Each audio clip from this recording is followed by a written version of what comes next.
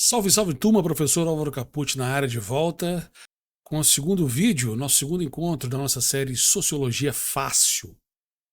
No primeiro vídeo, na primeira aula, eu dei uma visão geral, né, sobre o que é a sociologia, alguns aspectos que a sociologia aborda, que ela estuda, que ela se interessa, né, como objeto de pesquisa, objeto de análise. E na aula anterior eu falei um pouquinho sobre pensamento crítico. Eu abordei a importância do pensamento crítico, como ele é importante para a sociologia. Dei uma visão geral. Agora o que eu vou fazer?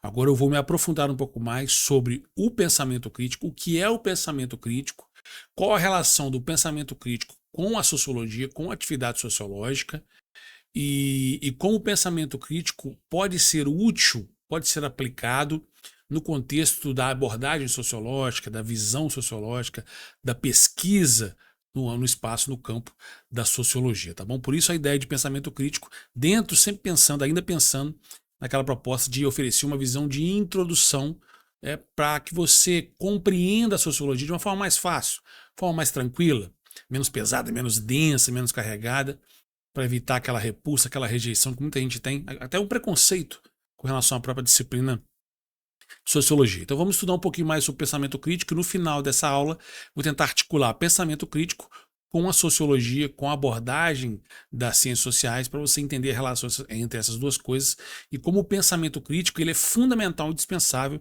para a pesquisa sociológica, para o pensamento sociológico, tá bom? Vamos falar um pouquinho sobre pensamento crítico, mas primeiro vamos começar a destrinchar. Eu gosto de agir meio assim, tipo Aristóteles, né? Dividiu o todo em partes para você ter uma compreensão geral depois do todo, do total, da ideia integral daquilo que a gente está trabalhando. Então, primeiro, antes de falar sobre pensamento crítico, vamos falar sobre o que é pensamento. Vamos tentar pensar um pouquinho sobre o que caracteriza o pensamento, o que é o pensamento, o que define o pensamento. Né? Que, afinal de contas, o que é esse negócio? O que é esse tal de pensamento? Pra gente. Pessoal, uma primeira característica do pensamento é que ele é abstrato. Então, o pensamento, qualquer pensamento meu, seu, de qualquer pessoa, qualquer ser humano, ele tem um caráter abstrato. O que é ter caráter abstrato? A abstração, né, a faculdade de abstrair, ela permite que o sujeito, que a pessoa, ela vá, através do seu pensamento, ela vá além do dado sensorial imediato. Ou seja, ela vá além das aparências, da percepção imediata daquilo que ela está estudando, daquilo que ela está percebendo, daquilo que ela está observando, daquilo que ela está tendo um contato imediato, um contato inicial. Então, a abstração, ela nos permite ao pensamento, através do exercício do pensamento, da imaginação, da reflexão, ir além do dado sensorial imediato, ou além das aparências imediatas daquilo que a gente está pesquisando, daquilo que a gente está estudando, está olhando, está tentando compreender. Então, a abstração nesse sentido, ela trabalha com ideias, trabalha com conceitos, com símbolos, com representações mentais. Então, a ideia de abstração pensa comigo, quando você fala em abstração, caráter abstrato, significa que o pensamento consegue representar mentalmente, fazer uma construção mental daquilo que ela está percebendo na realidade imediata, daquilo que eu estou vendo, que eu estou tentando compreender. Porque de forma bem prática, é impossível a gente ter uma compreensão real, verdadeiramente real, absoluta daquilo que a gente está estudando, daquilo que a gente está tentando compreender. Inevitavelmente vai passar pelo nosso pensamento. Eu não consigo aprender a realidade das coisas de forma direta. É sempre indireta através de vários processos, dentre os quais o nosso pensamento. Vai ser a nossa compreensão do mundo, a nossa compreensão das coisas, o nosso aprendizado, né, vai ser sempre indireto, por mais próximo, mais apurado, por mais trabalhado, por mais bem elaborado que seja o nosso esforço de compreensão da realidade, nosso esforço de construir conhecimento, ele vai sempre depender do pensamento como um objeto que vai intermediar, porque a gente vai ter que abstrair aquilo que a gente está percebendo na realidade e construir uma representação mental daquilo que a gente está tentando conhecer, daquilo que a gente está tentando aprender e compreender. Então é isso. Por isso que a gente fala que o pensamento, através do caráter abstrato que ele tem, ele opera, né, no mundo, ele trabalha através de ideias, usando ideias, conceitos, símbolos, né, a ideia de simbologia, o caráter simbólico do conhecimento. O simbólico é você traduzir o que é real através de símbolos, de ideias, de conceitos, de representações mentais que não precisam necessariamente estar presentes na realidade concreta no momento da sua reflexão. Então, por exemplo, você está estudando, sei lá, você está estudando animais, está estudando uma baleia. A baleia, obviamente a baleia de verdade, aquela real concreta, ela não está dentro da sua cabeça. Né? Você não consegue aprender, absorver a baleia real dentro da sua cabeça. O que você faz então? O seu cérebro, o seu pensamento faz um esforço de abstração que vai fazer uma construção mental simbólica daquele animal baleia que você está estudando. Então, é a capacidade de abstração, por exemplo, que possibilita você fazer generalizações. Através da abstração, você conecta vários aspectos daquilo que você está estudando e começa a construir e a elaborar generalizações sobre aquele conhecimento que você está tentando construir. É através da abstração que você formula teorias. O que é a teoria? Teoria é uma construção mental de um saber prático. É você tentar elaborar, organizar, entender na teoria, na mente, uma prática, um saber, um conhecimento prático que você tem, que você desenvolve, que você observa. Então a formulação de teorias e a compreensão, por exemplo, do mundo através de categorias. Você constrói categorias amplas que tentam explicar a realidade. Não é? Vou tentar aqui dar um exemplo de abstração. Por exemplo, família. O conceito de família, ele é um conceito que tenta explicar um fenômeno social, como nós vimos na aula anterior, ou seja, um fato social, um acontecimento real social, coletivo, de grupos, de comunidades, né? Então o conceito de família é uma abstração. Você, a partir de várias realidades, de várias famílias diferentes, vários fenômenos sociais de famílias diferentes, em várias sociedades diferentes, você vai estudando, pensando, pesquisando, e você consegue elaborar de uma forma abstrata um conceito, uma categoria de família que serve para explicar o que é família, em termos gerais, né? E sempre aquela ideia de que um fenômeno social é um padrão social coletivo que se repete, né? Que você pode encontrar em várias sociedades diferentes. É claro que cada família tem uma característica específica, mas o conceito de família, a ideia de família, a representação mental e abstrata de família, ela serve como categoria para você estudar e entender o fenômeno família. É só para vocês terem, começar a entender, a compreender daquilo que nós estamos falando.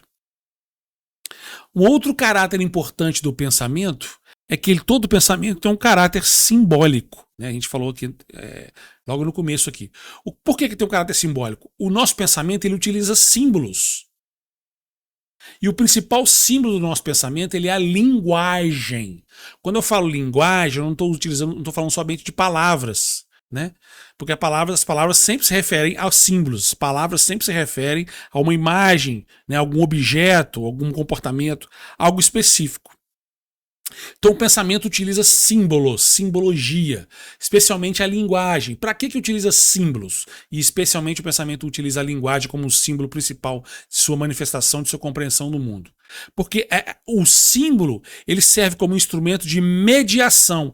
É o símbolo, né, que vai mediar a relação entre o meu pensamento e a realidade. Por exemplo, a ideia, vamos dar um exemplo aqui, uma cadeira.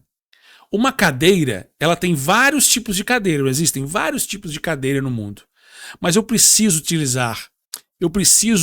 ver todas as cadeiras do mundo para saber o que é uma cadeira? Não, por quê? Porque eu tenho um símbolo de cadeira que é construído no meu pensamento, que está armazenado no meu pensamento, na simbologia que eu tenho de uma cadeira. Se você parar para pensar, existem vários tipos, formas e modelos de cadeiras diferentes, mas o símbolo de cadeira eu consigo identificar independente do tipo de cadeira concreta, real que existe por aí. A funcionalidade da cadeira, o tipo de cadeira. Então é isso que é o símbolo, ele simboliza algo do real. Ele não é necessariamente algo real, mas ele me ajuda a entender simbolicamente alguma coisa que é real, né? Por exemplo, exemplos de símbolos. As palavras são símbolos, as palavras sempre se referem a algo real, a um objeto real, a algum sujeito real. Por exemplo, se eu falar aqui a palavra homem, você vai imediatamente, simbolicamente, entender o que é homem do ponto de vista simbólico. Embora existam várias manifestações de homens, vários tipos de homens, de sujeitos, em várias culturas, né, em várias sociedades diferentes, mas o símbolo, né, a ideia simbólica de homem, eu consigo distinguir no meu pensamento, porque eu trabalho com... o pensamento também trabalha através da simbologia, do seu caráter simbólico. Palavras, números, por exemplo. Né? Os números são um grande exemplo de um caráter simbólico. O número, qualquer tipo de número, o número é pura imaginação. Você não vê os números aí no seu dia a dia, na sua vida. Tem número. Você olha para sua parede, olha para sua cadeira, olha para o seu computador, olha para sua televisão, olha para suas panelas, olha para sua roupa. Você vê número. Você não vê número. Você vê a roupa, você vê a cadeira, você vê a panela, você vê o computador, você vê a televisão. O número é um símbolo que foi criado para representar quantidades identificadas no mundo concreto. É uma quantificação, né, simbólica de coisas do mundo concreto. E as imagens mentais, a gente tem várias imagens mentais, os signos que funcionam como, não falo signo aqui, não é o signo do zodíaco, tá? Tô falando aqui de horóscopo não, tá? Signos, né? Que funcionam como substitutos da experiência direta. Então eles substituem a minha experiência direta. Isso permite, por exemplo, que eu me comunique com as pessoas, usando as palavras, a linguagem. Né? A comunicação é um fenômeno interessante do processo simbólico do pensamento, porque a comunicação traduz em símbolos a relação entre pessoas, permite que as pessoas se relacionem, que elas se comuniquem, que elas estabeleçam um contato, que elas construam relações entre elas através da comunicação, que é uma característica da linguagem, que consequentemente é uma manifestação do caráter simbólico do pensamento. Né? Então permite a comunicação, por exemplo, os símbolos permitem o registro do conhecimento, né? Através das palavras você registra o que você conhece. As palavras te permitem registrar, anotar, né? Redigir, escrever, guardar, memorizar, né? E isso tudo permite a elaboração do seu conhecimento. Através do símbolo você cria dados, você constrói dados, né? Bancos de dados, de informações que ajudam na elaboração do conhecimento. Então, o caráter simbólico do pensamento, ele é fundamental para o desenvolvimento cultural, desenvolvimento científico. Não existe cultura sem símbolo, não é isso? Vários símbolos da cultura, das culturas, várias manifestações culturais, a cultura indígena, a cultura nordestina, a cultura negra, a cultura afrodescendente, afro-brasileira, né? A cultura europeia, tem vários tipos de cultura diferentes. Todas as culturas têm símbolos. A parte simbólica, o caráter simbólico é muito marcante nas culturas, no folclore, enfim, tudo mais. Né? E também é importante na questão científica. Né? A ciência, o pensamento científico, ele demanda muito a ideia do caráter simbólico do pensamento. Dito isso, vamos avançando. Né? Outra questão interessante também, importante do pensamento, todo pensamento ele tem uma característica de ser intencional. Ou seja, tem uma vontade, tem um exercício de liberdade. Aliás, gente, atenção para isso. O pensamento, ele pressupõe liberdade. Liberdade. Exercer o pensamento é exercer a sua liberdade como pessoa, como sujeito, como indivíduo. Por isso que o pensamento tem um caráter intencional. Por que ele é intencional? Porque ele é direcionado a alguma coisa. Todo pensamento ele é direcionado a algo que eu tenho como referência, a um objeto, a uma situação, a um comportamento, a um problema, a uma ideia, ou até a uma possibilidade de alguma coisa que pode acontecer. Ou seja, eu faço inferências, né? Eu pressuponho coisas também por causa da minha intencionalidade, do caráter direcionado que o pensamento tem, que eu imprimo, que todo mundo imprime ao seu pensamento. Então, não existe essa ideia de pensamento vazio. Não tem como não pensar em nada. Isso não existe, tá, gente? A gente está o tempo todo pensando. O pensamento está o tempo todo ativo. Ele é direcionado. Tem um caráter intencional. Não tem pensamento vazio. O pensamento sempre se refere a algum conteúdo da realidade. Inclusive a nós mesmos. Eu posso direcionar o pensamento para mim mesmo. Pensar sobre mim mesmo. Refletir sobre mim mesmo. Ainda que esse conteúdo seja um conteúdo, por exemplo, imaginário, hipotético ou abstrato. ainda assim ele tem um caráter intencional direcionado a algo, mesmo que não seja algo real, pode ser fantasioso, fictício, imaginário, hipotético e abstrato. Então, outra ideia também, outro caráter importante do pensamento. Outra questão também importante que marca, que define o pensamento, é que todo pensamento ele é relacional, ele estabelece relações. O pensamento estabelece relações entre os elementos, entre as coisas, entre os objetos, entre os comportamentos, entre as situações, entre os acontecimentos, entre os fatos. O pensamento estabelece relações entre elementos. Por exemplo, relação de causa e efeito, né? Determinada causa provoca determinado efeito. Não é isso? Causa e efeito. Por exemplo, relações de semelhança e diferença, uma coisa é semelhante ou diferente à outra. Por exemplo, a relação a parte e o todo, não é isso? Quando você corta um pedaço de um bolo, você tira uma parte de um bolo. A parte de um todo que é o bolo. O bolo completo, ele é o bolo. Você cortou o bolo, você tirou uma parte do todo que é o bolo. Né? Por exemplo, estabelece relações de meio e fim. Né? Os fins justificam os meios. Através de determinada atitude, eu alcanço determinada finalidade, determinado objetivo. Não é? Então essa característica do pensamento de ser relacional, ela permite, por exemplo, a gente classificar pensamentos, classificar ideias, classificar conceitos, né? Classificar espécies, classificar características, classificar ideias, né? Você classifica, você compara, você analisa, você sintetiza, né? Você hierarquiza informações, você coloca as informações em ordens, organiza, hierarquiza, você hierarquiza de forma a importância, né? Conforme o grau de importância das informações, o grau de importância dos passos para você construir conhecimento, você organiza a experiência de modo inteligível, ou seja, quando o caráter relacional, a capacidade de estabelecer relações entre elementos que o pensamento tem, permite que você, através dessa relação que você estabelece entre objetos, entre coisas no mundo, você organiza a sua experiência de modo que você torna a realidade mais inteligível, mais compreensível, a realidade passa a fazer mais sentido para você. Você desfaz o caos e estabelece uma ordem no seu pensamento, uma organização que facilita o seu próprio conhecimento, a construção, aliás, do conhecimento, mas antes disso facilita a organização do seu próprio pensamento, tá? Vamos lá, uma outra característica do pensamento. Todo pensamento tem um caráter lógico, isso é quase que óbvio, né? Quase que óbvio, né? O que é o caráter lógico? Ele tem uma coerência interna, né? A confusão não pode permanecer no pensamento. Um pensamento constantemente confuso, ele deixa de ser pensamento, né? Todo pensamento tem que ter uma coerência interna, uma ordem interna, uma lógica interna que obedece a determinados princípios de organização racional, uma racionalidade. Né? Se o pensamento não tem racionalidade, não tem coerência, temos um problema aí. Não é? Então, organização racional, possuir identidade, não ter contradição ou minimizar as contradições, estabelecer relações de causalidade, tudo são aspectos da lógica. O pensamento necessariamente precisa, não pode abrir mão do seu caráter lógico, da sua coerência interna. Mesmo às vezes quando o pensamento pode ser um pensamento falho, um pensamento errado, ou um pensamento informal, mesmo esse tipo de pensamento, ele se estrutura a partir de uma lógica.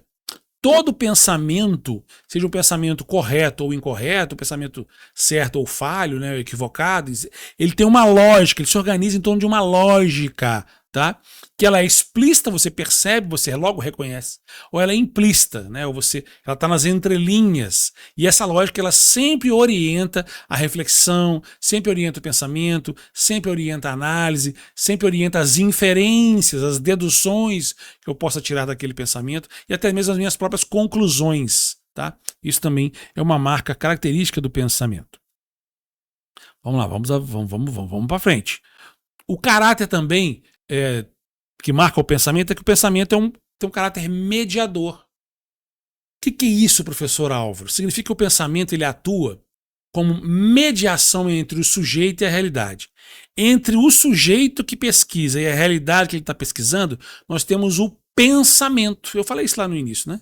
Mais ou menos rapidamente. Você não tem como acessar diretamente a realidade que você está estudando. Você sempre vai ter o acesso seu ao seu objeto de pesquisa, ao seu objeto de conhecimento, à informação que você está buscando, vai ser sempre mediado ou intermediado pelo seu pensamento.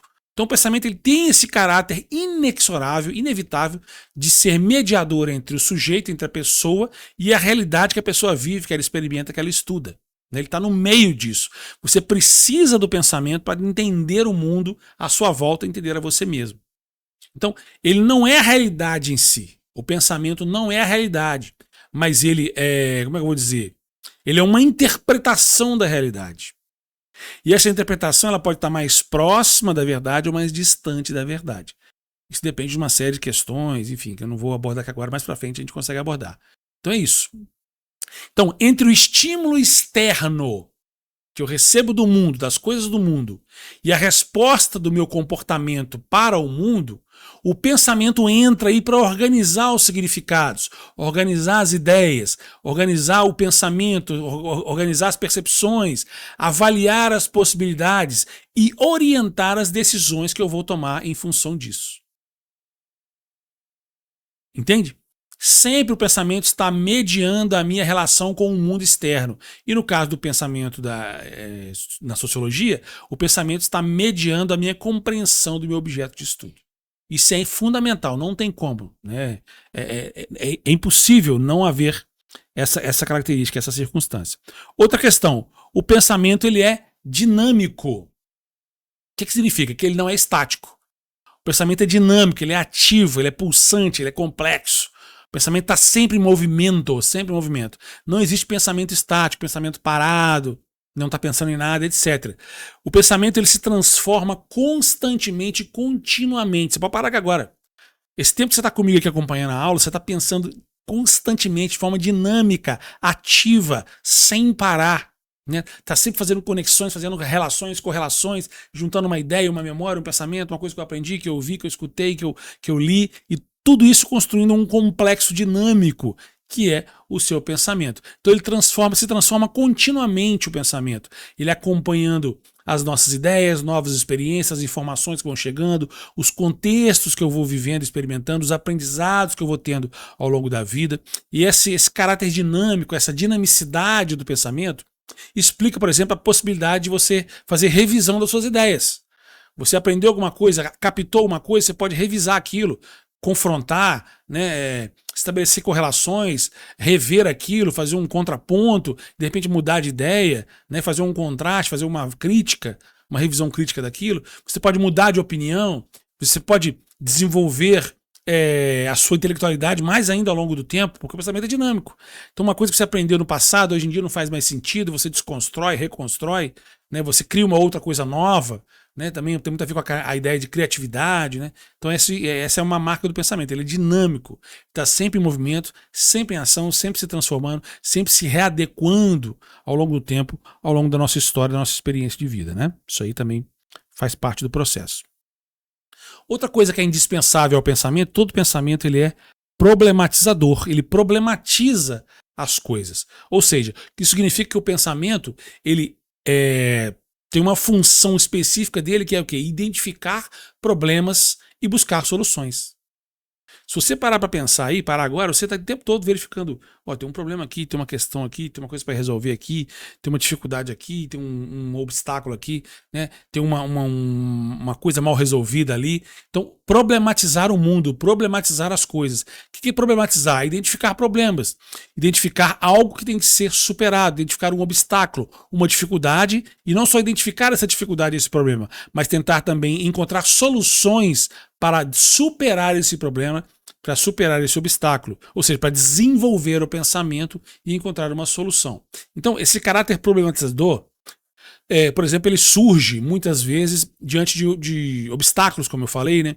Diante de dificuldades, de dúvidas, de situações e problemas que exigem, por exemplo, a nossa compreensão, exige a nossa resolução, exige planejamento, exige escolhas entre vários tipos de alternativas, né? Você tomar a decisão, você escolher, significa que você problematizou antes, você identificou uma dificuldade e está tentando resolver, tomar uma decisão, fazer a melhor escolha, encontrar a melhor solução, melhor encaminhamento para aquele problema que você identificou. Então, um dos caráteres, né, do pensamento é ser problematizador. Outra questão importante, indispensável do pensamento é o seu caráter socialmente condicionado. Significa que o pensamento depende do contexto em que a pessoa vive. O contexto histórico, o contexto social, o contexto cultural, o contexto econômico, né? O caráter social e histórico. Eu sei que a gente, na nossa vida do dia a dia, a gente tem problemas particulares, problemas individuais, problemas pessoais, né? E isso tem a ver também com o pensamento. Mas o pensamento também, ele é profundamente influenciado pelo contexto social, cultural, histórico que a gente vive, que eu vivo, que você vive.